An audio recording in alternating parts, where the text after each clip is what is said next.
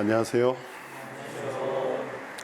우리가 구약 성경 창세기 2장 4절에서 9절까지 보겠습니다.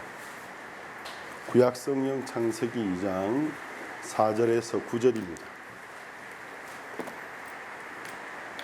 찾으셨으면 제가 읽겠습니다. 여호와 하나님이 천지를 창조하실 때에 천지에 창조된 대략이 이러하니라.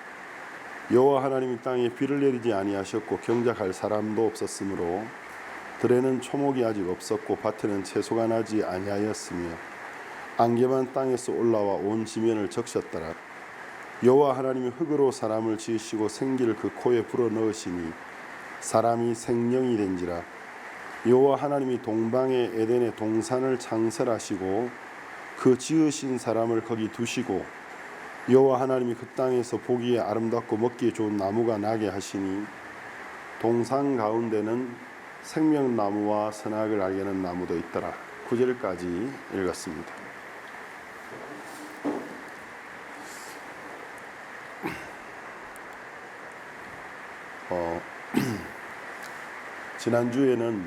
지난주 목요일 금요일에는 멕시코 타마울리파 주에 있는 tampico라는 도시에서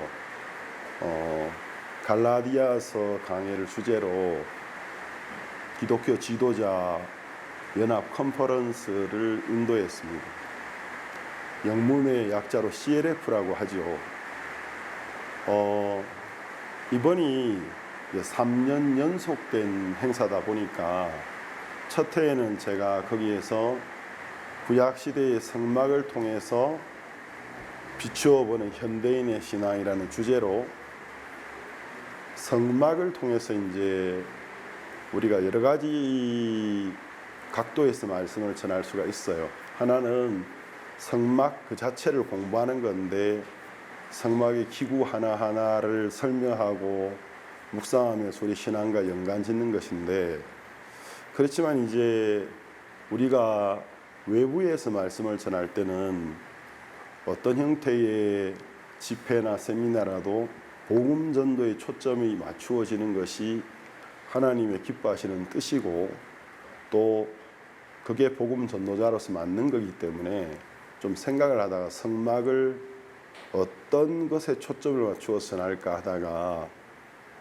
복음과 연관해서 성막을 자세히 설명하는 이런 컨퍼런스였습니다. 그때 참 반응이 좋았고 많은 목회자들이 복음을 받아들이고 이미 구원을 확신하시고 나의 죄가 예수님의 피로 씻어진 게 분명하구나, 나는 이제 영원한 속죄를 받았다고 굉장히 반응이 좋았어요.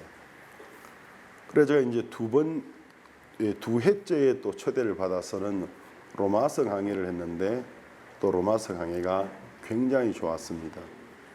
우리가 이제 이런 행사를 할 때 어디에서 행사를 개최하느냐가 중요한데 tampico에 우리가 이제 첫 해 CLF 컨퍼런스를 할 때는 교회가 없었습니다. 그리고 이제 첫 해 컨퍼런스를 마치고 반응이 너무 좋은 걸 보고 이 도시에 교회를 세워야 되겠다 해서 신학교에서 훈련받고 있던 전도자를 파송해서 교회를 세우게 되었습니다.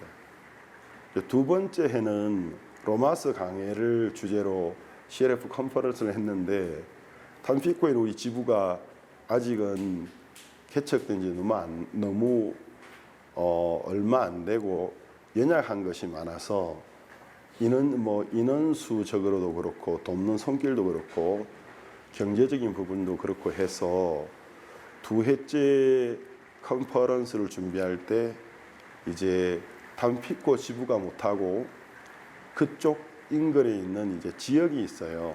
좀 떨어져 있지만 베라크루스 주에 있는 베라크루스 교회와 알라모 교회가 탄탄한데 그 주변에서 이제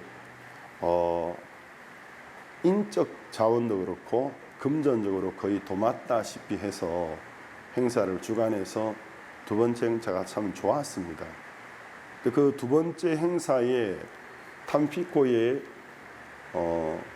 인지도가 아주 높은 교회인데 그 목사님 사모님도 또 목회도 하시고 목회하시기 전에 이제 전문 어떤 경영인으로 사업을 했던 분이기 때문에 목회자들 사이에서도 존경을 받는 분인데, 그분이 이제 소식을 듣고는 마음을 활짝 여시고 그 교회당을 CLF 개최지로 우리에게 무상으로 빌려주셨어요. 거기에서 이제 또 목사님의 개인 사무실도 강사 대기실로 내어주셔서 우리가 정말 참 감사했고, 그 로마서 강의를 통해서 그 탄피코 지역의 목회자들이 더욱 견고해지고 믿음 위에 세워진 사람들이 굉장히 많았습니다.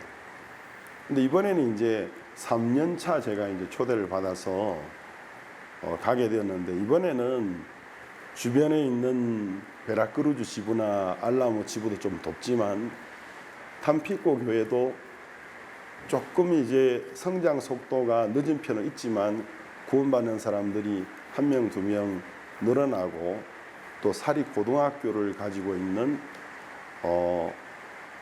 교장이, 그 사립 고등학교를 가지고 있는 교장께서 또 복음을 받아들이고 구원을 확신하셔서 또 많은 금전적인 지원, 또 본인이 가지고 있는 학교에 이제 냉방 시설이 되어져 있는데 그걸 숙소로 세팅을 해주셔서 저와 함께 가는 CLF를 돕는 많은 목회자들과 성도들이 굳이 호텔을 임대하지 않아도 학교를 냉방이 잘 되고 날이 더운 곳이기 때문에 또 물도 잘 나오고 해서 침대도 넣고 해서 숙소로 쓰고, 또 탄피코 교회가 이제 처음으로 강사님 맞이한다고 저희 부부 항공표를 또 발권을 해 주어서 우리가 이제 세월이 좀 지나고 3년째쯤 되지니까 서서히 이제 교회가 힘을 얻어가는 것 같았고, 이번에 정말 좋았습니다. 이번에는 이제 갈라디아서 강의라는 주제로 이틀 동안 말씀을 전했는데, 매번 항상 좋았지만 이번이 재작년보다 작년보다 더 좋았다, 이제 이런 어떤 우리에게 소감을 남기고, 이 탄피코 지역의 목회자들을 다 얻었다고 해도 과언이 아닙니다. 탄피코 지역의 이제 목회자 협회가 서로 싸워가지고 3개의 협회로 나누어져 있었습니다. 근데 제가 이제 이번에 간다고 하니까 이분들이 저를 잘 알고 또 저를 좋아하는 마음이 많아서 서로 협회에 저를 강사로 초대해서 CLF를 하고 싶은데 3개 협회로 나눠져 있으니까 서로 얼굴 마주치기가 싫은 겁니다. 그래서 이제 우리는 절대로 얼굴 안 본다, 서로 안 만난다, 그러고 있었는데, 이제 우리가 고민을 해서 어떻게 해야 되지? 한 협회에 가서 CLF를 하면 나머지 2 협회에 소속되는 목회자들이 그냥 싫어하고 실망할 텐데, 제가 첫 해 갔을 때는 협회가 이렇게 나누어져 있지 않았었거든요. 그 사이에 이제 협회들이 나눠졌는데, 우리끼리 일을 하다가 그러면 우리가 어느 협회 주관으로 하지 말고 우리가 주관해서 하면서 새 협회의 목회자들을 초대하면 안 되냐. 그러면 서로 얼굴 보기 싫은 사람들은 안 오겠지만 말씀 듣는 걸 사모하는 사람들은 좀 부담스러운 걸 마다하고도 올 거다, 이렇게 했는데, 이제 좀 위험 부담이 있었지만 막상 이렇게 진행을 하니까 행사 코앞에 앞두고 3개 협회 협회장들이 우리 모두 CLF 컨퍼런스를 참석하기로 결정했습니다 해가지고 3개 협회가 다 오셨어요. 그래서 이제 말 그대로 CLF가 그리스도의 몸을 연합하고 세우는 일인데, 이게 뭐 명분이 아니고 명실에 딱 맞도록 하나님이 정말 도우셔서 목회자 협회를 하나로 합하는 그런 좋은 시간이 되었습니다.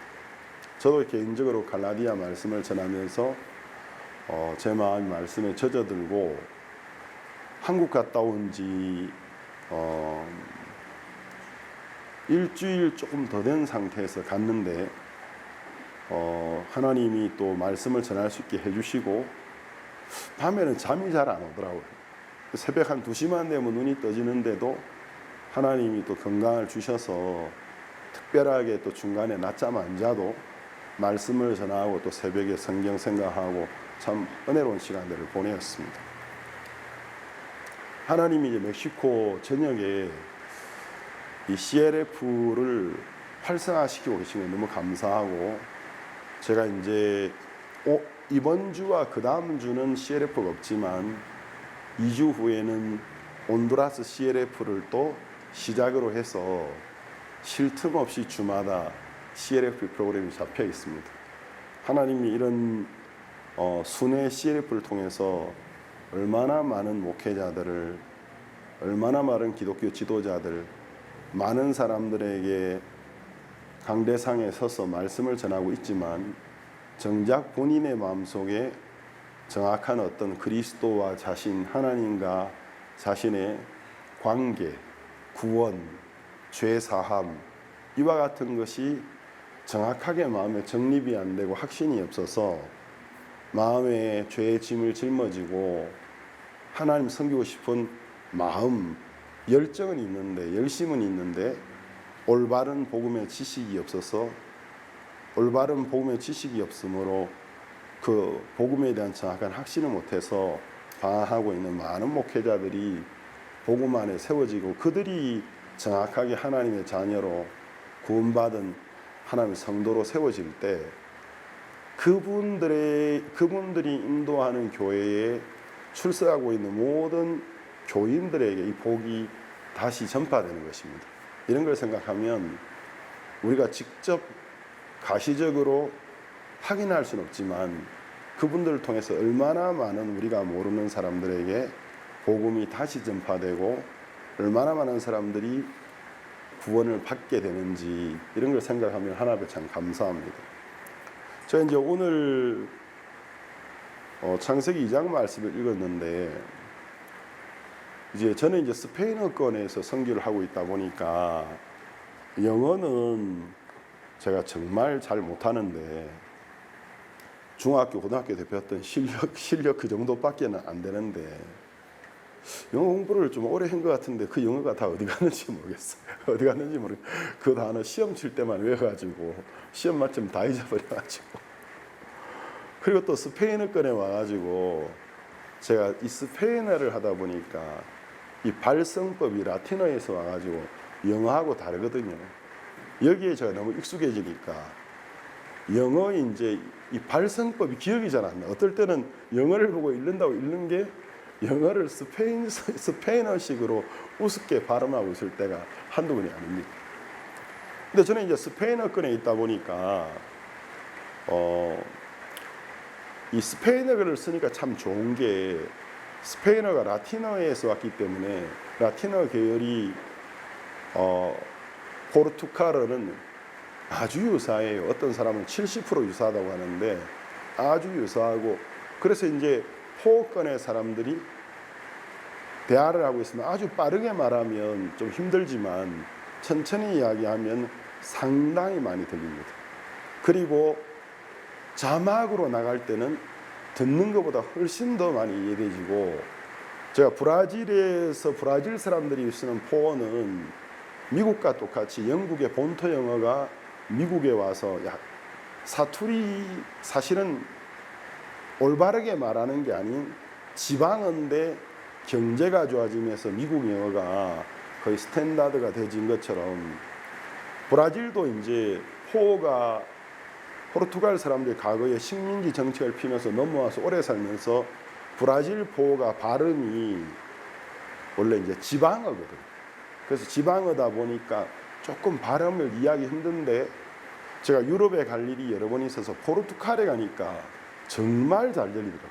그래서 본토 포르투갈어를 들으니까 너무너무 이 포르투갈어 잘 들리면서 포르투갈어를 상당히 이해할 수 있었고, 제 마음에 내가 한 1년만 공부하면 상당한 수준의 포르투갈어로, 아주 잘하긴 힘들지만 그래도 상당 수준의 포르투갈어로 설교하고 사람들 인도하기에 부족함 없이 할 수 있겠구나, 이런 생각이 들었었습니다. 그리고 또 이제 스페인 본토의 스페인어를 들으니까 중남미 스페인어보다도 너무너무 잘 들리는 거예요. 그래서 발음이 더 정확하고 흘리는 게 없다 보니까 스페인에 가니까 저는 공항에 딱 마드리드 공항에 도착하는 순간 너무너무 잘 들리는 거예요. 그래서 여기가 내 고향이 아닌가. 그래서 내가 내 땅에 온 것이 아닌가 이제 그런 생각들이 들었습니다. 그것도 이제 이탈리아가 라틴어 계열이라서 이탈리아어도 상당히 많이 들려요. 그래서 이태리 사람들이 뭐 인터뷰를 한다든지 할 때 이렇게 신경 딱 집중해 들으면 굉장히 많이 들리거든요. 이제 그렇고 이제 프랑스어도 라틴어고 그러다 보니까 이제 이 라틴어를 모체로 하는 언어권에서 이제 언어가 참 좋은데요. 에덴 동산을 이제 표기할 때 이제 히브리어로 간 에덴 해가지고 간이 영어로 말하면 가든이 되는 거죠. 정원인데 에덴의 정원이라는 말인데 근데 이제 이 스페인어에서는 그 가든이라는 단어를 정원에서 하르딘이라고 표현을 많이 해요. 아마 유사 언어권에서도 그렇게 표현하는 말일 거예요. 에덴 동산을 하르딘 데 에덴 이렇게 표현하는데 근데 성경에는 이제 동산을 표현할 때 우에르토라는 명사가 있어요. 우에르토는 가수원을 말할 때 주로 우에르토라기도 하고 하는데 이제 이 스페인어 성경을 읽으면 에덴 동산을 우에르토 데 에덴이라고 되어 있습니다. 결코 하르딘 데 에덴이라고 부르지 않습니다. 근데 이제 이 성경 밖에서 성경 관련된 정보를 한번 검색창에 써보면 많은 사이트들이 하르딘 데 에덴이라고 표기하고 있거든요. 근데 그 사람들이 이제 하르딘 데 에덴이라고 표기하는 건 하르딘과 우에르토라는 그 어떤 유사 명사의 성경이 말하는 차이점을 이해하지 못하고 있어서 그렇습니다. 그럼 이제 하르딘이라는 말은 공원을 하르딘이라고 합니다. 물론 저희 선교센터도 이 녹색 지역이 상당히 큽니다.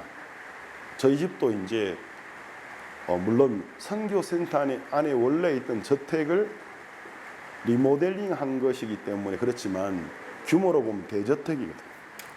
보통 큰 저택이 아닌데 그러다 보니까 옛날 우리가 이제 옛날에 아시엔다라고 해가지고 큰 대저택의 그 부동산을 사서 선교센터를 지금 우리가 짓고 있기 때문에 준비하고 있기 때문에 이 사택 쪽의 집이 멕시코의 고풍스러운 고저택인데 정말 집이 외장은 아직 우리가 시간이 딸려서 외부는 잘 안 꾸몄지만 정말 고전적이고 클래식한 아주 좋은 집입니다. 근데 주변에 정원이 굉장히 큰데 이런 개인 주택에 있는 정원도 하르딘이라고 부르기는 해요. 근데 우리 한국어로 공원하면 공원인데 결국 공이라는 건 공공을 말하는 건데 쉽게 말하면 많은 사람을 위하여 꾸며져 있는 정원을 공원이라고 하지 않습니까? 근데 이제 개인을 위하여 만들어진 정원을 물론 개별적인 이 명칭을 붙여서 정원이라고 공원처럼 부지는 않지만 개인 저택의 공원이 아니고 정원이라는 거죠. 근데 이제 성경에서 말하는 에덴 동산 그리고 정원은 차이가 있는데 공원은 차이가 있는데 여기서 동산은 제가 스페인어 사전을 찾아보니까 우에르토와 하르딘의 차이가 뭡니까 하고 인공지능에게 물어보니까 정보를 주는데 우에르토는 추수를 해서 양식으로 삼는 걸 목적으로 해서 경작하는 곳이 우에르토라는 거죠. 농작지, 경작지를 말하는 겁니다. 근데 하르딘이라는 것은 전망을 위하여 보고 즐기기 위하여 만드는 게 하르딘이라는 거죠. 그러면 그 의미가 분명해지는 게 에덴 동산을 경작지인 우에르토라고 표현하는 거하고 그리고 보고 즐기기 위한 전망을 위한 하르딘이라는 거하고는 그 성경이 우리에게 이야기하고자 하는 의미가 본질적으로 달라져 버린다는 거죠. 그렇기 때문에 이제 에덴 동산을 스페인어권에서는 하르딘 데 에덴이라고 말하면 이건 오역입니다. 이렇게 하면 안 되고 반드시 우에르토 데 에덴이라고 해야 되는 거예요. 그럼 우리 한국어 문화권에서도 이제 이런 부분들을 깊이 생각하지 않는 부분들이 대부분이기 때문에 에덴 동산 하면 뭐 에덴 동산이 정원하고 차이가 뭐가 있지? 이렇게 생각할 수도 있는데 성경을 자세히 보면 어떤 본질적인 하나님이 우리에게 이야기하고자 하는 뜻이 현저한 차이가 있는 것을 알 수가 있습니다. 창세기 1장에는 하나님 천지 창조하신 이야기가 나오는데 나흘째에 이제 사흘째 이제 물 속에 잠겨 있던 땅이 물 위로 솟아오른, 쉽게 말하면 이제 지각의 변동이 있으면서 지각 변동으로 하나님이 땅을 덮고 있는 물의 수위를 조절하셨다는 거죠. 이것이 성경 곳곳에 사실은 하나님의 선지자들이 성령에 감동되어서 이야기한 게 시편이나 여러 곳에 적혀 있습니다. 하나님이 땅을 높이고 낮추어서 물을 그 구덩이에 가두셨다고 되어 있습니다. 그러니까 태초에 큰 지각 변동을 통해서 이제 원래 땅은 창세기 1장 첫째 날 보면 이 지구 위에 엄청난 양의 물이 지구를 덮고 있어서 지구는 물 속에 침수되어 있었습니다. 근데 물 속에 침수되어 있다 보니까 창세기 1장 첫째 날에 보면은 땅이 혼돈하고 공허하고 흑암이 깊음이 있었다. 그러니까 땅의 표면이 이렇게 마르게 정돈된 게 아니고 말 그대로 뒤죽박죽. 그러니까 막 진흙 덩어리, 또 그 표면은 특히 물에 더 불고 물을 흡수해 가지고 막 크림이 흘러내리듯이 혼돈하고 공허하고 또 푹푹 패인 웅덩이들이 있었는데 그 어떤 깊은 웅덩이 위에는 짙은 어둠이 머물고 있었다고 적혀 있습니다. 하나님은 이제 첫날 빛을 만드셨어요. 근데 이제 그 빛이 이제 그 깊은 심해까지 뚫고 들어가서 땅을 비추어 줬습니다. 근데 그 첫날에 만들어진 빛은 태양광선이 아니에요. 태양광선과 다른 태양광선을 반사지요.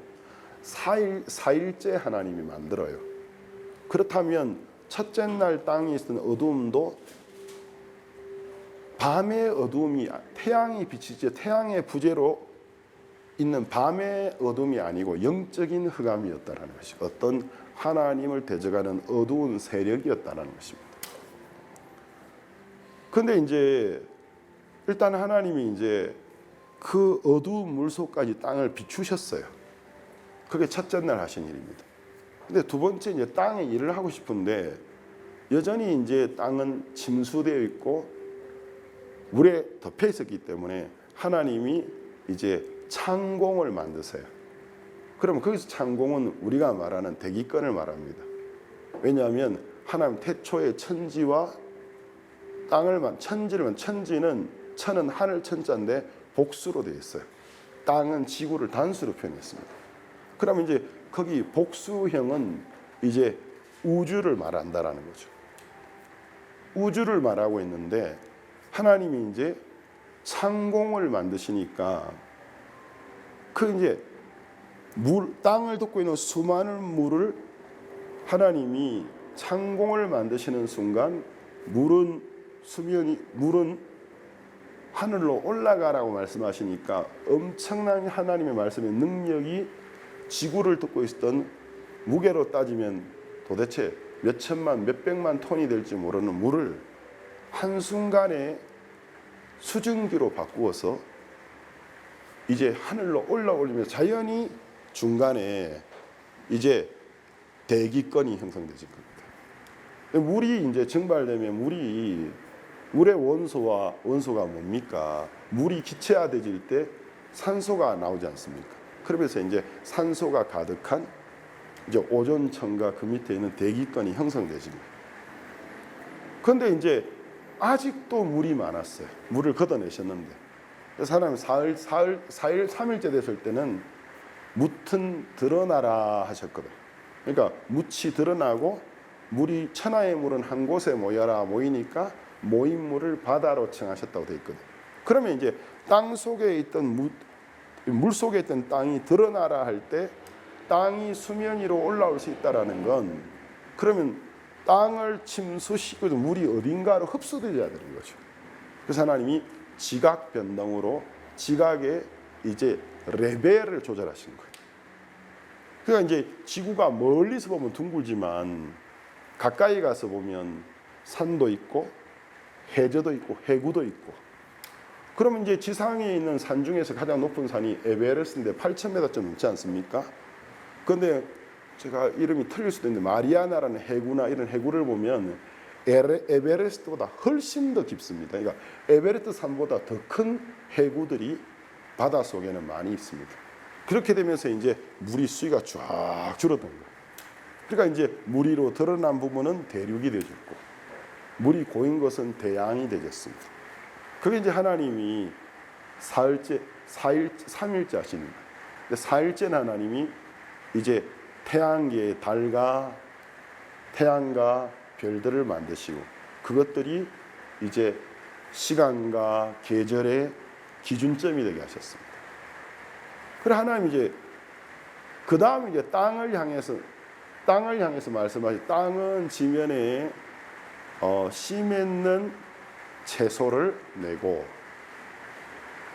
씨 가진 열매 맺는 과목을 내어라 하시니까 땅이 그대로 되었다라고 되어 적혀 하나님 보시기에 좋았다라고 적혀 있습니다. 그리고 다섯째 날에는 모든 지상과 하늘과 수중의 동물들을 만드시고 여섯째 날은 사람을 만드셨거든요.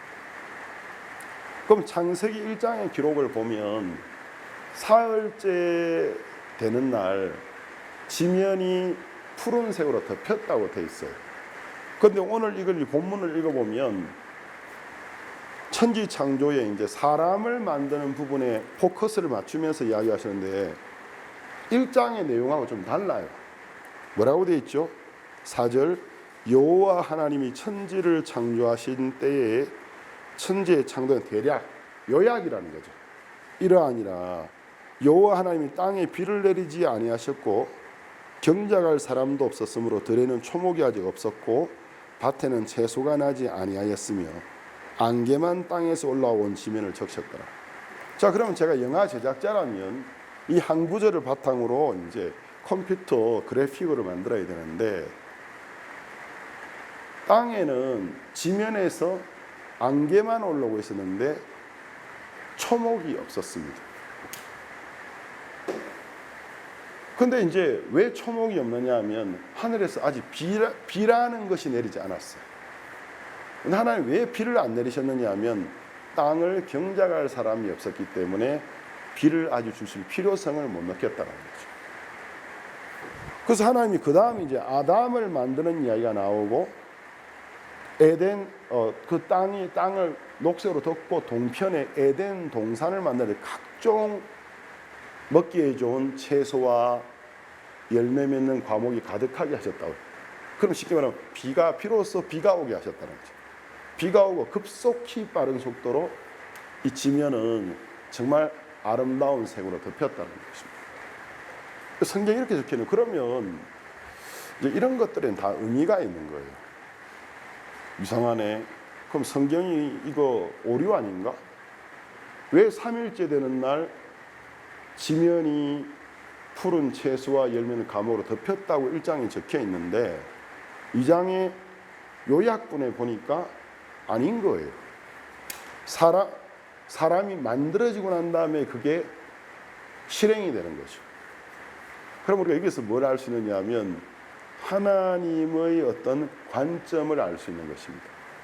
하나님은 시간계 위에 계시기 때문에 시간에 구애받지를 않습니다. 그래서 하나님은 땅이 하나님의 말씀을 받아들였을 때에 이미 땅이 푸른 초원으로 덮여 있는 것을 1장에서 보신 겁니다. 그리고 기뻐하셨습니다. 그러나 이제 우리 사람의 시간 개념에서 볼 때는 말씀은 떨어졌지만 이행이 안 되고 있었어요. 그런데 이제 2장에서 하나님의 말씀이 실행될 수 있는 조건, 사람이 만들어졌을 때 그 말씀이 결국 이루어졌다는 거죠. 그럼 이것은 뭘 의미하느냐 하면 우리가 우리에게 말씀하시는 하나님의 말씀을 우리 마음속에 믿음으로 받아들이는 것이 먼저고, 그 다음 그 약속하신 말씀대로 삶에 실행되는 것이 후라는 것입니다. 이게 하나님의 세계예요.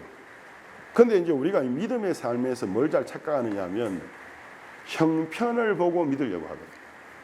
내 눈에 보이는 형편을 보고 믿으려고 해요.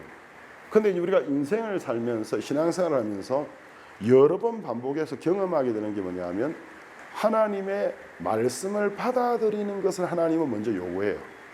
근데 그 말씀을 믿으면, 정말 믿으면 시간이 지나면 그 말씀대로 하나님이 삶을 이끌어 가시는 걸 우리가 보게 된다는 거죠. 그래서 신앙생활에 이제 굉장히 중요한 건 먼저 하나님의 말씀을 여러분이 마음에 받아들이고 믿는 것입니다. 그리고 그것을 믿는 믿음으로 사람들에게 선포하듯이 이야기하는 겁니다. 하나님 이렇게 말씀하셨어. 제가 이제 우리 부모님이 복음안에 들어오시기 전에 제가 교회 가는 걸 반대하시던 시절에, 극심하게 반대하실 때 이야기했습니다. 아버지, 어머니, 특히 아버지, 제 말씀 잘 들으세요. 몇 년 후에 아버지는 구원받은 형제님이 되어 있을 겁니다. 그리고 저한테 사과하실 겁니다. 아들아, 내가 미안하다. 이 좋은 걸 내가 모르고 몰라서 그랬다. 그날이 올 겁니다. 그러니까 아버지가 내 두 눈에 흙 들어가기 전에는 그런 일이 없을 거라 하셨거든. 근데 그 말씀대로 아버지, 어머니 다 복음 안에 들어오셔서 아버지가 저에게는 이야기하지 않았지만 복음 안에 들어온 저희 누님에게 미안하다, 내가 너무 몰라, 내가 이 좋은 걸 알았더라면 그렇게 했겠냐 하고 제가 아버지에게 이야기했던 그대로 되어진 것을 보았습니다. 그러면 이제 우리가 성경을 통해서 여러분이 아까 여기 우리 군뉴스코 프로그램 대학생 자원봉사 이 프로그램에 와 있는 대학생 단기 선교사들이 언어를 못 한다고 하는데, 여러분이 이제 중요한 것은 하나님이 필요한 만큼의 수준으로 말할 수 있게 해주신다고 믿는 것이 첫 번째입니다. 그런데 여러분 이제 그런 어떤 믿음 없이 막연히 문법재청을 읽어보고 어렵다 집어쳐버리죠. 또 이제 배우려는 적극적인 태도를 가지고 현지인들 이렇게 실습하기 좋을 때가 없잖아요. 우리가 어느 나라 언어를 배울 때 그 현지인을 만나는 게 힘들어서 이제 이 대화를 이 스피킹을 못할 때가 굉장히 많은데, 여기는 모든 게 다 갖춰 있지 않습니까? 그래서 의욕만 있으면 하루 종일 스피킹할 수 있어요. 거기에다가 공부를 좀 하면 언어는 좋아질 수밖에 없어요. 근데 제가 이제 지금 22년째 대학생 단기 선교사를 맞이하고 있는데 해마다 뭘 느끼느냐 하면 단기로 오기는 왔는데 현지에 적응하거나 현지어를 배울 의지 자체가 결여되고 있어요. 그러니까 제가 왜 오지? 이런 생각이 들 때가 있었어요. 그래서 이럴 것 같으면 왜 오는 거지? 제가 이제 다른 외국 지부에서 보낸 단원들을 맞이해봤거든요. 그 단원들은 안 그런 거예요. 그러니까 초기에 왔던 한국 봉사자들처럼 의욕이 대단해요. 내가 여기까지 왔는데 언어만 배워가도 내 인생의 터닝 포인트다. 그 목적의식이 정확하더라고요. 그래서 이제 틈나면 공부를 하는 거예요. 그리고 틈나면 현지들과 이야기하고 있더라고요. 그러니까 언어가 금방 좋아져요. 옛날에는 적어도 한 5, 6기까지의 군유스코 전 단기들은 그런 의지가 분명히 보였어요. 근데 7, 8기를 넘어가면서 10기 넘었으면서는 좀 너무 심한 거 아닌가, 이럴 것 같으면 대학생 해외 봉사 프로그램에 왜 참여했지 의구심이 들 정도의 단원들의 경우도 없지 않아 있었습니다. 그럼 이제 우리가 정확한 건 우리가 가져야 될 마음 자세는 목적의식이에요.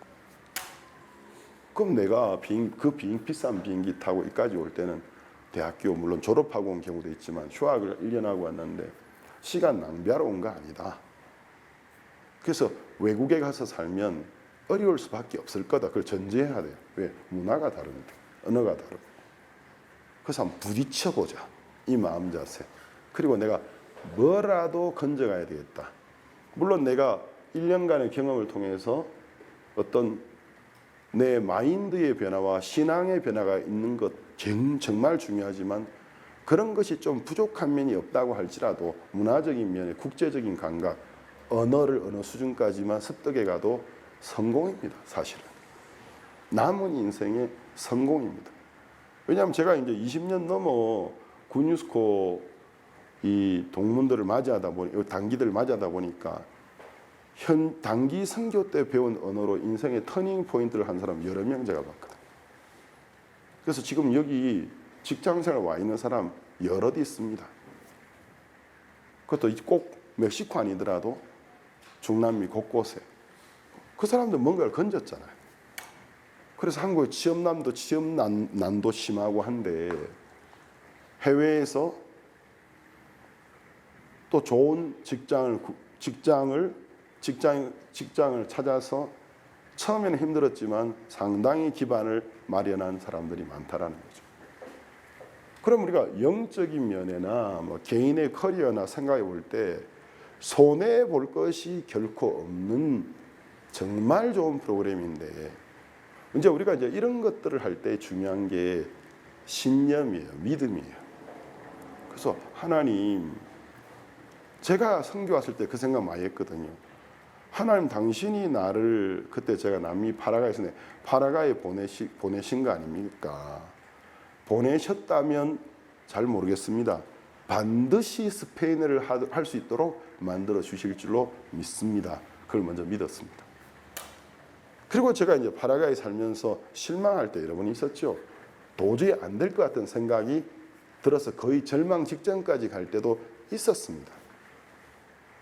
근데 그때마다 그 하나님의 약속을 기억하면서 계속 공부를 해나갔는데 어느 순간 보니까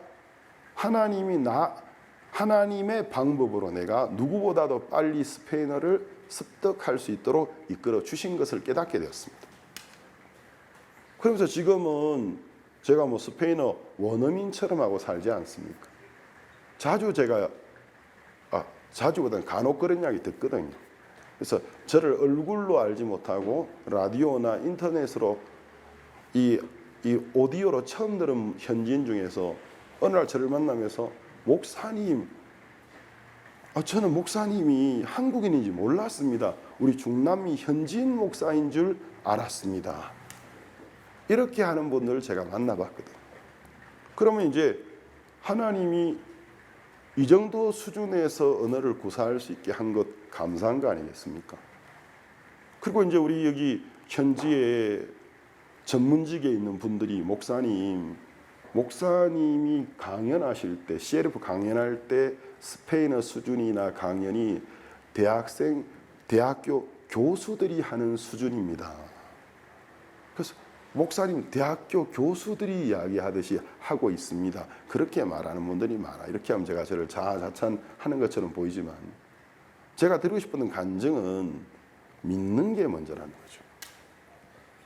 그러면 이제 그 믿음이 내 마음에 세워지면 우리가 이제 적극적인 마인드를 가지자, 긍정적인 마인드를 가지자는데 그거 백날 애써봐서 안 됩니다. 믿음이 생기면 긍정적인 마인드가 일어나게 되어 있습니다. 믿음이 생기면 적극적인 마인드가 일어납니다. 왜? 내가 한번 졌어요. 근데 아니야. 하나님 나를 이기게 하셨어.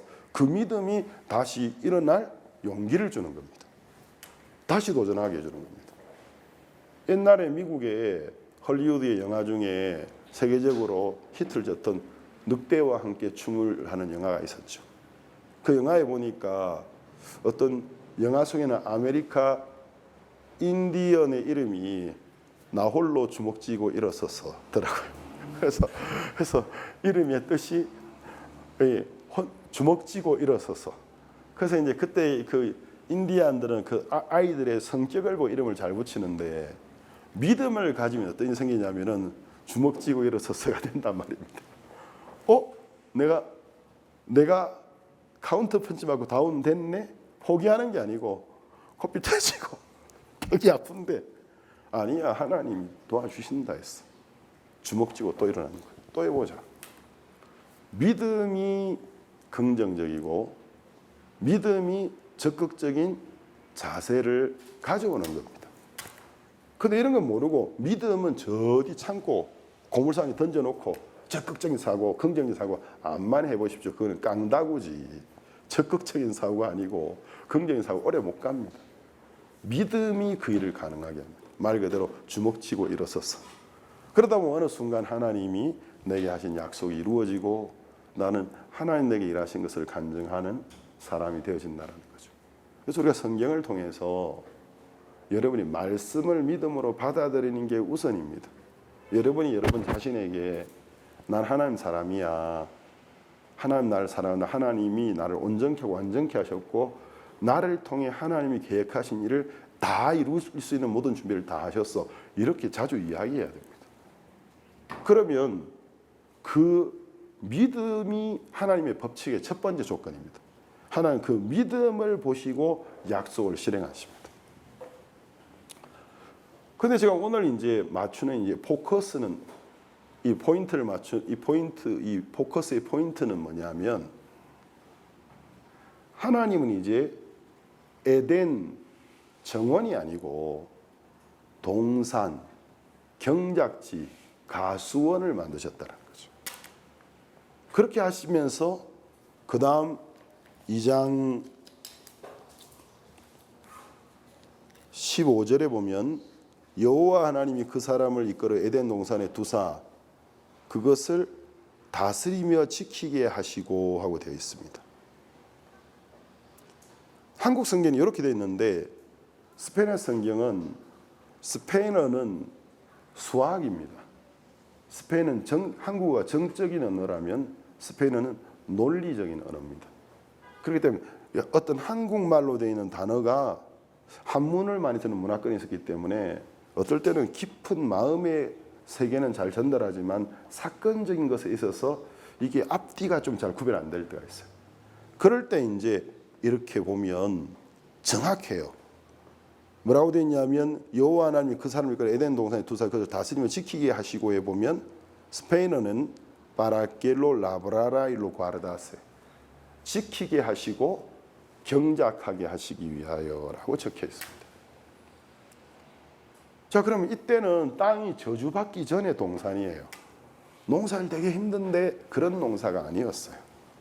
그냥 하나님의 뜻을 따라서 정말 은혜 속에서 경작하고 땅이 풍성한 열매와 풍성한 열매를 맺어줄 수 있는 곳이었다는 거죠. 그런데 하나님이 지키게 하시고라는 말을 적으셨어요. 지킨다라는 말은 언제 쓰죠? 침입할 대상이 있을 침입할 누군가 무단으로 침입할 가능성이 있을 때 지키라고 이야기합니다. 만약에 그 지상에 하나님 만든 에덴 동산 밖 어디엔가 이 아담을 위협하고 하나님의 뜻을 깨트리려는 잠정적인 어떤 대적이 존재하지 않는다면 하나님이 아담에게 에덴을 지키라고 말하지 않으셨을 것입니다. 그럼 지킨다라는 건 하나님의 말씀 편에 서 있는 겁니다. 하나님 말씀이 있는 믿음 편에 서 있으면 지킬 수 있어요. 근데 결론적으로 그러니까 이 동산은 그럼 이 에덴 동산은 공원이 아니었어요.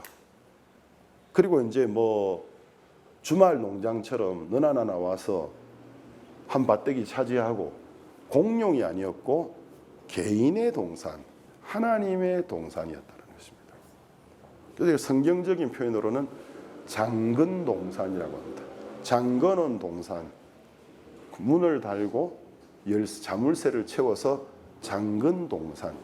그래서 이제 열쇠를 가진 분이 오셔야만 열고 들어갈 수 있는.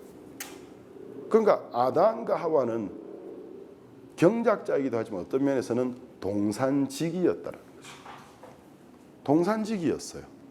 그럼 하나님이 그 동산을 방문하실 때 아담이 하나님과 함께 동행하면서 하나님이 그 동산을 아름답게 바꾸어가는 걸 보고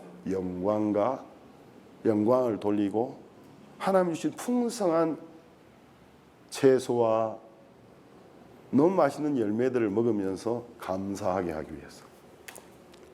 그런데 이제 어느 날 이 에덴 동산에 분명히 이것은 개인 소유지인데, 하나님의 소유지인데 침입자가 들어왔습니다. 창세기 3장에 하나님이 이미 아담에게 암시하신 잠정적 원수 대적이었어요. 뱀의 몸을 이용해서 악한 영인 사탄이 들어왔습니다. 그런데 이제 아담과 하와가 하나님의 말씀을 신뢰하는 것을 배신하고 이 외부 침입자의 침입자를 영접하고 그 말을 믿음으로써 그들은 하나님과 단절되었습니다. 죄가 에덴 동산에 들어왔습니다. 그래서 하나님은 에덴 동산을 폐쇄시켜 버립니다. 아담과 하와를 에덴에 추방하시고 폐쇄시키고 아담과 하와가 다시는 에덴에 돌아올 수 없도록 조치를 하셨습니다. 그러다가 노아의 홍수 때 에덴 동산을 깊은 땅속 지하로 묻어버리셨어요. 그 기록이 에스겔 31장에 보면 전장에 자세하게 나와요. 그래서 예언 그 성경에 있는 암시적인 은유적으로 선지자가 이야기해요. 그래서 에스겔 31장 16절에 보면 에스겔 31장 16절 내가 그로 구덩이에 내려가는 자와 함께 음부에 떨어뜨리던 때 열국으로 떨어지는 소리를 날 진동하게 하였고 물대임을 받은 에덴의 모든 나무 곧 레바논에 뛰어나고 아름다운 나무들로 지하에서 위로를 받게 하였느니라. 이 한 구절뿐만 아니고 이 에스겔 31장 적어도 3번 정도 에덴 동산, 에덴의 나무들이 지하에 있다고 이야기하고 있습니다. 노아의 홍수 때 완전히 하나님이 땅속에 매장해 버렸습니다. 그래서 이제는 더 이상 지상에는 에덴이 없어요. 근데 에덴이라는 말은 환희라는 것인데 스페인어로는 플라셀 엔테로, 그러니까 기쁨 중에서 충만, 가득한 기쁨인데 하나님의 음성을 저버리고 마귀의 말을 선택한 인류에게 이 세상에는 충만이라는 게 존재하지 않습니다. 뭐가 우리의 마음을 정말 가득 차게 할 수 있을까요? 술이요? 안 됩니다. 마약이요? 마약을 하는 분들에게 물어보면 마약을 하고 기쁨을 안 게 아니고 마약을 알고 지옥을 알게 되었다고 이야기합니다. 고통 때문에 마약을 투약합니다. 마약을 넣을 때 기뻐서 하는 게 아니고 고통을 잊기 위해서 마약을 투약합니다. 어디에 기쁨이 있습니까? 어디에 충만이 있습니까? 돈에요? 그럼 돈에 충만이 진짜 있나 없나 알고 싶으면 상당한 위치, 경쟁 위치에 오른 분들을 살펴보세요. 정말 충만하게 사는 거 안 그렇습니다. 오히려 겸손하게 사는 것보다 더 미친 짓을 많이 해요. 더 광기가 넘치고. 이 세상에 충만이 없어요. 없어요. 어떤 사람은 성적인 부분에서 거의 성도착 정도, 변태적인 수준에까지 이르러서 그 순간의 쾌락으로 자기를, 그러면 그 성도착증, 어떤 변태적인 성향을 가지고 있는 사람들이 정말 충만하냐? 안 그렇습니다. 어디에도 충만은 없습니다. 그럼 우리 마음이 가득 찰 수 있는, 조용하게 가득 찰 수 있는 건 하나님 안에만 있는 거라는 거죠. 근데 이제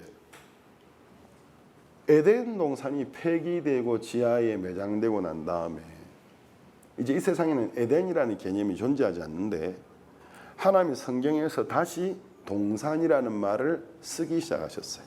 그 곳곳에 나오는데 가장 많이 반복되는 성경이 아가서입니다.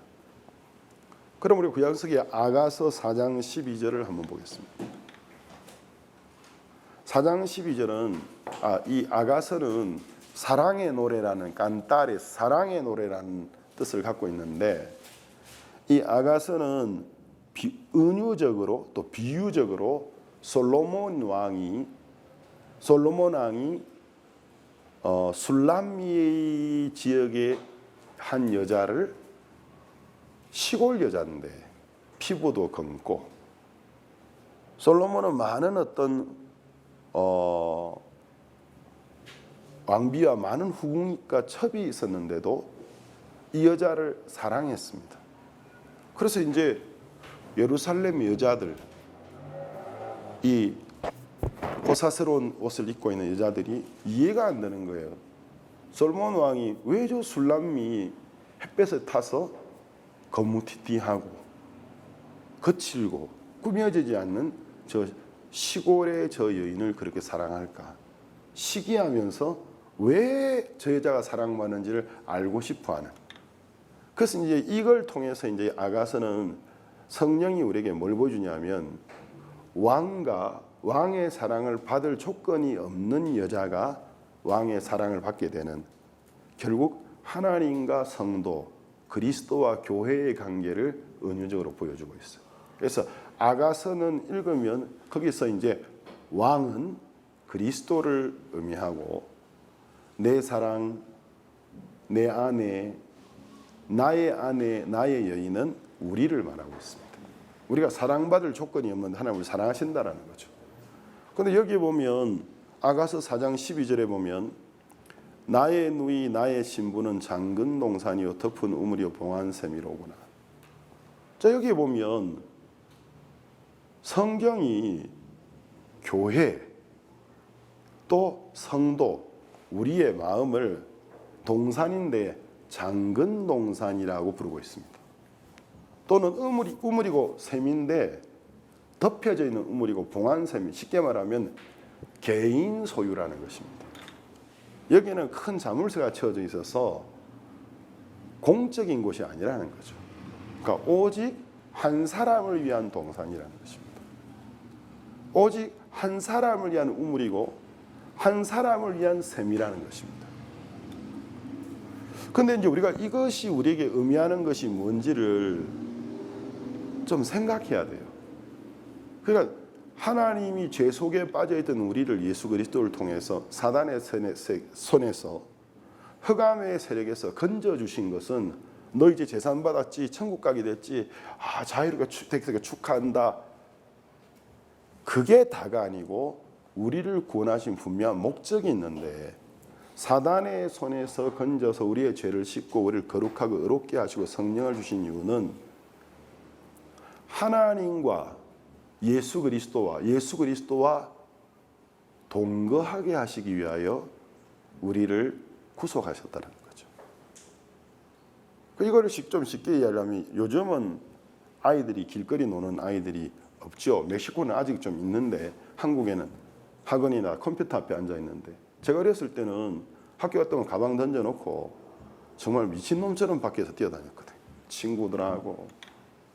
그러니까 막 땀 범벅 떼가지고 뭐 딱지치기, 그 다음 구슬치기, 그 다음 또 자치기 여러분 아십니까?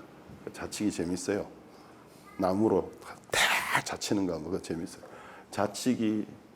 또 이제 밖에서 이제 야구 때, 한국의 프로야구 전두환 때 이제 고 전두환 대통령이 프로야구를 만들었는데, 그래서 그 붐이 불어가지고 야구 하다 남의 줄 깨기도 하고 도망가기도 하고, 그리고 이제 나무로 칼 만들어가지고 칼싸움하다 팔 부러지기도 합니다. 너무 극렬하게 나중에는 이게 나무로 만든 칼이거든요. 머리 깨지는 건 예사고 멍들기도 하고, 그다음 새총, 그 새총으로 남의 유리 한두 번 다 깨봤어요. 저도 이제 그랬는 친구 머리도 깨트려보고 원은 아니었지, 제 뜻은 아니었지만 해질 때 되면 새카매요. 그럼 이제 어느 시간 딱 되면 집집마다 대문이 열리면서 친구 엄마한테 와서 아무개 어딨냐, 야 이 새끼야 밥 먹으러 와라 이제 씻고 밥 먹어라. 딱 그 시간대가 있어요.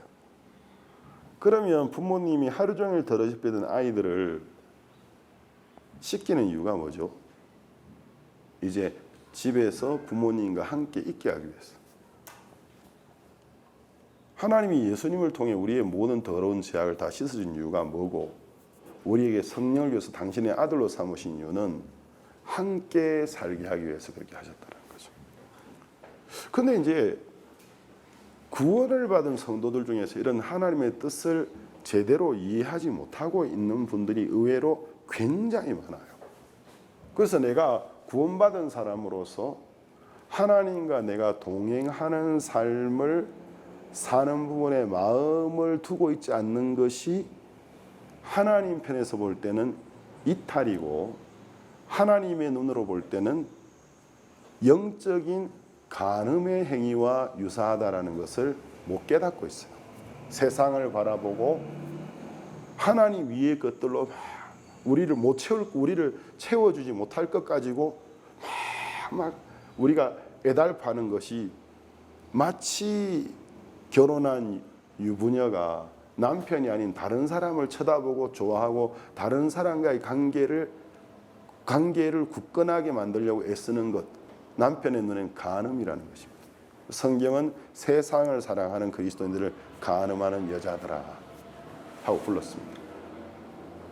세상을 사랑하는 사람들을 간음하는 자들이라고 성경은, 너희에게 하나님의 벌이 올 줄 알지 못하느냐고 책망하고 있습니다. 그래서 우리는 잠긴 동산이에요. 이 동산의 열쇠는 예수님만 가지고 있습니다. 그럼 이제 이 열쇠를 우리가 가지고 예수님이 오셔서 나왔다 문 열으라면 잽싸게 쫓아가서 자물쇠 열쇠 열어서 그분만 들어오셔서 그분과 우리가 함께 동산을 거닐어요. 그분을 보고 그 아름다운 모습을 보고 따뜻한 음성을 듣고 그 말씀, 그분의 아름다운 따뜻함이 우리 인생을 얼마나 복되게 하는지를 보면서 감사하고 찬양을 돌려야 돼요. 그래서 이제 개인 정원이니까, 여러분 새벽에 일어나서 정원에 안 나가 보세요. 조용할 때 그 고요함이라는 거, 새들이 노래 부르는 거, 꽃들이 피어 있고 그 조용한 평화, 결국 이제 우리 마음의 문을 그분에게만 우리가 열고, 그래서 그 사이로 그분이 들어오셔서 나와 함께 걸으시는 걸 쳐다보고 그의 음성을 듣는 것, 그럼 우리 마음이 자연스럽게 충만해질 수밖에 없고, 우리 마음이 평화로워질 수밖에 없고, 우리 마음에 의가 가득하고, 결국 그게 우리 삶을 통해 묻어져 나와서 내 삶이, 내 주변에 있는 사람이 그런 내 모습을 느끼면서 형제자매들이 안정이 되어지고, 가족이 안정되어지고, 모든 게 안정되고, 그리스도를 모르는 사람들은 우리를 보면서 무엇이 저 사람에게 저런 힘을 줄까? 무엇이 저 사람에게 저런 평화를 줄까? 궁금해하면서 결국 그들도 구원받을 수 있는 동기가 되어지는 거라는 것이죠. 그 제가 이제, 여러분은 잠근 동산입니까? 공원입니까? 온갖 사람들 다 가지고 공원에 스피커 켜놓고 마이크 들고 가라오케, 그 다음 고스톱 치고 거기에서 술 취해서 술병 집어넣어 싸우고, 곳곳에 술병, 담배꽁초, 그리고 쓰레기, 그 마음이 그런 유원지의 공원처럼 되어 있는 성도들이 굉장히 많아요. 그 마음에는 평화가 없어요. 그 마음에는 기쁨이 없어요. 항상 머리 아프고 혼돈스럽고 짜증스럽고 불안하고. 그러나 이제 우리 마음은 잠근 동산입니다. 우리가 그분에게만 우리의 마음의 문을 열어드리고, 매일매일 그분이 우리 속에 들어오셔서 그분 옆에서 그분을 쳐다보고 그 음성을 들으면서 동행하면 얼마나 우리 마음이 평화로워지고, 걱정 근심이 사라지고, 믿음이 절로 일어나고, 이 좋으신 분이 내 삶의 부족한 모든 부분들을 다 돌봐주시고 아름답게 하시겠구나. 평화가 마음을 주장하게 된다는 거죠. 아가서 4장 16절에도 이렇게 되어 있습니다. 4장 16절, 북풍아 일어나라, 남풍아 오라, 나의 동산에 불어서 향기를 날리라. 나의 사랑하는 자 그 동산에 들어가서 그 아름다운 실과를 먹기를 원하노라. 북풍은 찬바람이 오잖아요. 남풍은 따뜻한 바람이 오지 않습니까? 그러니까 우리 삶에 그분이 때때로 내가 이해 안 되는, 그분과 함께 있는데도 어려움을 주실 때가 있어요. 때때로는 위로를 주실. 그러나 그 모든 것들이 결국 어떤 결과를 우리 삶에 가져오느냐 하면, 그리스도의 향기를 내 마음속에 퍼지게 하고 내 사방으로 퍼지게 하시고 내 삶의 열매를 맺는 결과를 가져온다라는 것입니다. 이건 이론이 아니고 제 인생에 제가 직접 경험해왔고 지금도 경험하고 있는 것입니다. 아가서 6장 2절에 보면 이렇게 되어 있습니다. 나의 사랑하는 자가 자기 동산으로 내려가 향기로운 꽃밭에 이르러서 동산 가운데 양떼를 먹이며 백합화를 꺾는구나. 그러니까 이분은 자기 동산에 가세요. 그러니까 내 마음에 들어오시면 그분 뭐냐면 내 마음에서 양들을 먹이시고 백합화를 꺾고 쉽게 말하면 무질서가 사라지고 혼돈이 끝나고 평화가 내 마음속에 오고 마음이 고요해지고 기쁨이 가득해진다라는 거죠. 제가 제 주변에 있는 구원받은 형제 자매들, 특히 제가 이제 우리 자녀들을 키우면서 집에서 이제 아이들이 정서적으로 좀 불안해질 때가 있어요. 좀 격해질 때가 있어요. 그럼 제가 항상 이제 처음에 티각태각 막 자기들끼리 또 제 아들이 특히 결혼하고 난 다음에 아이들 태어나니까 책임감도 생기고 제 며느리하고 티각태각 할 때가 있어요. 제가 볼 때는 며느리가 좀 착하고 정말 착하고 좋은 며느리인데 또 이제 제 아들 눈에는 아내니까 자기 마음이 안 맞는 게 있을 거 아닙니까? 티각태각 하는데 어떨 때는 와서 막 아이고 아버님 또 어떨 때는 제 아들이 아버지 조금은 들어줘요. 근데 제가 듣다가 너희들 요즘 성경 안 읽지? 요즘 기도 안 하지? 갑자기 조용해져요. 그럼 성경을 읽는 건 그 내 동산에 오셔서 걷고 계신 그분을 보는 것과 같은 거예요. 성경을 읽을 때 그분의 아름다움을 우리가 알게 되는 겁니다. 그러면 그 음성이 들려요.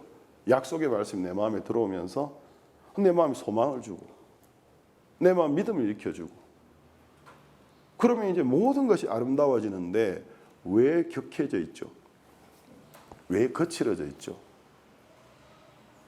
그러니까 그분이 마음 안에 그분을 향해서 마음의 문을 열어드려야 되는데 그분에게만 마음을 여는 게 적어도 하루에 한 번 이상은 계속되어야 돼요. 하루에 1시간이든 마음을 열고 말씀을 조용히 읽고 기도하고 묵상하고 1시간 금방 갑니다. 성경도 좀 읽고 또 생각하고 또 하나님께 기도할 일도 기도로 맡기고 하면 그 아름다움을 내가 보는 거잖아요. 그 따뜻한 음성을 듣는 거잖아요. 그럼 그분이 내 마음에 있는 무질서, 내 마음에 있는 불안, 초조함을 다 쫓아내시고 내 마음을 다스리고 내 마음에 정말 아름다운 그 동산처럼 조용한 동산처럼 고요한 가운데 평화가 있게 된다는 거죠. 기쁨이 그러면 잔잔한 기쁨이 하루 종일 있는 거예요.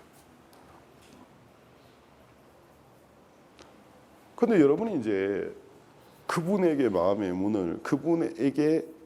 마음의 문을 열어드리려고 하고 있습니까?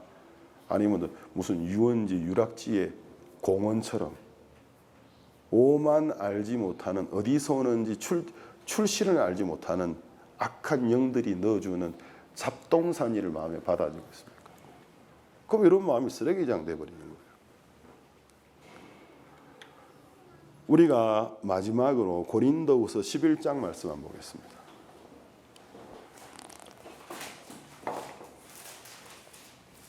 고린도후서 11장 1절에서 3절입니다.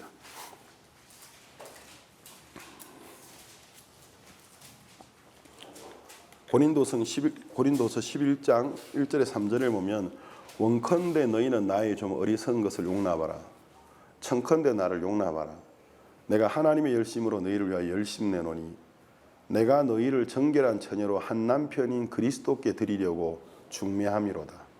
뱀이 그 관계로 이와를, 여기 이와는 하와 이브입니다. 이와를 미혹해 한 것 같이 너희 마음이 그리스도를 향하는 진실함과 깨끗함에서 떠나 부패할까 두려워하노라. 그럼 여기 보면은 구원받은 사람들의 마음에 하나님이 처음에는 첫 마음이 있는데 그게 뭐냐면 그리스도를 향하는 마음인데 그걸 어떤 향하냐면 진실하고 깨끗한 마음입니다.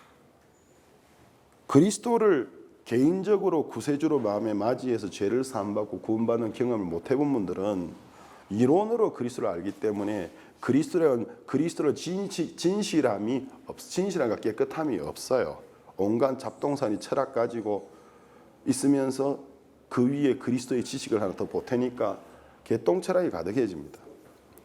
그러나 정말 자기가 죄인인 것을 그리스도 없는 인생이 허무하고 공허하고 멸망인 걸 깨닫고 예수님이 우리를 위해 하신 복음을 듣고 그분을 마음의 구주로 받아들이면서 죄를 사함받은 정확한 구원을 경험을 한 성도의 마음에는 반드시 하나님의 성령이 처음에 그리스도를 향한 진실하고 깨끗한 마음을 넣어줍니다.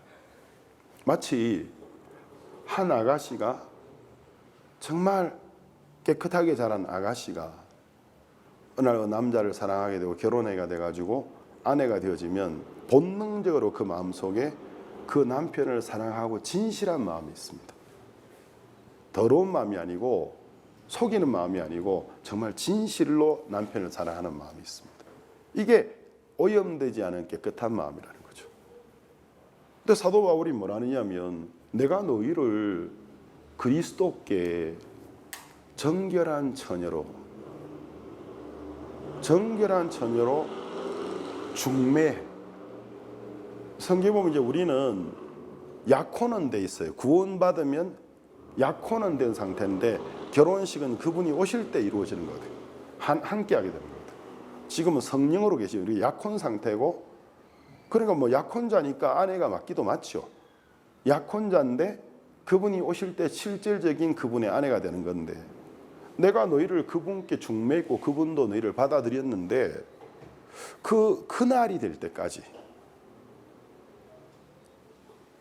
그분을 향하여 진실함과 깨끗함으로, 진실하고 깨끗함에서 떠나 부패하게 될까, 사특하고 간사해지고 더럽혀질까 내가 걱정스럽다. 너희들이 그분을 향해 가지고 있는 진실하고 깨끗한 마음, 그 마음이 유지되기를 바란다고 간곡히 이야기하고 있습니다. 여러분, 이 신앙생활은 여러분이 어떤 사람 보고 하는 거 아닙니다. 교회 건물 보고 하는 것도 아닙니다. 교회에 누가 나를 참 잘 대해주고 훌륭해서 하는 것도 아닙니다. 그 교회에서 하나님의 말씀으로 나를 인도해주는 하나님의 사람, 또 꼭 목회자가 아니지만 동일한 마음으로 나를 인도해주는 그 하나님 쓰시는 종들과 사람들을 통해서 하나님을 믿는 믿음을 배우는 겁니다.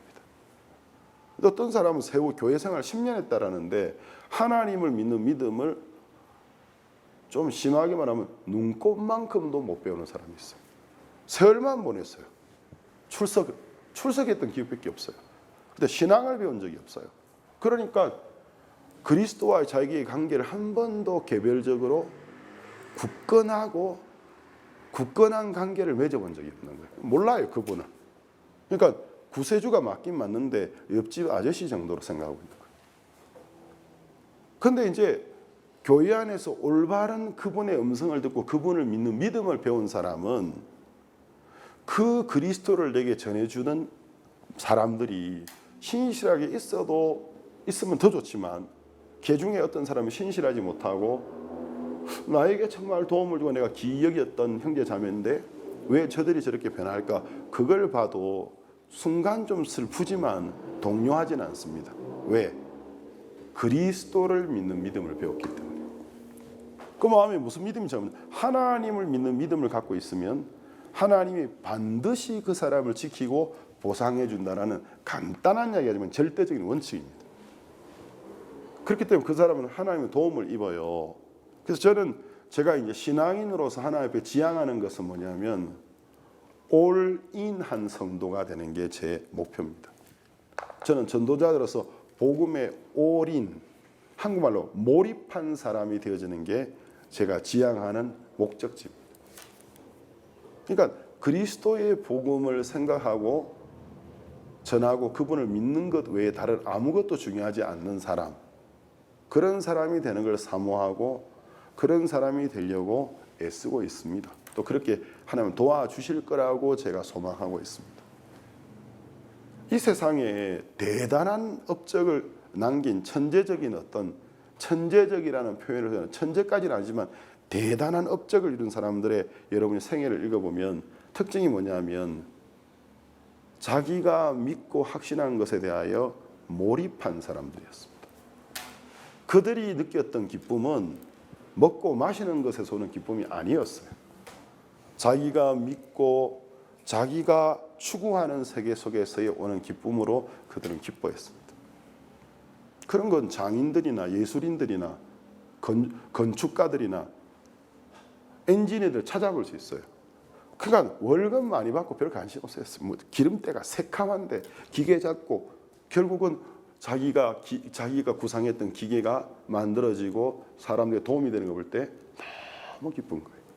그 기쁨은 그거 팔아서 돈 벌어서 잘 먹고 잘 호의호식에서는 기쁨하고 질이 달라요. 그런 사람들이 지금까지 이 세상을 바꾸어온 사람들입니다. 여러분은 어떤 기쁨을 가지고 싶습니까? 예수님께서 내가 세상이 알지 못하는 평화를 내게 끼치노라. 세상이 알지 못하는 기쁨을 내가 내게 주노라 했습니다. 제가 가장 기쁠 때 언제인 줄 아세요? 제 손주들 볼 때도 기쁘지만 그거하고는 질적인 차원에서 다른 기쁨이 있어요.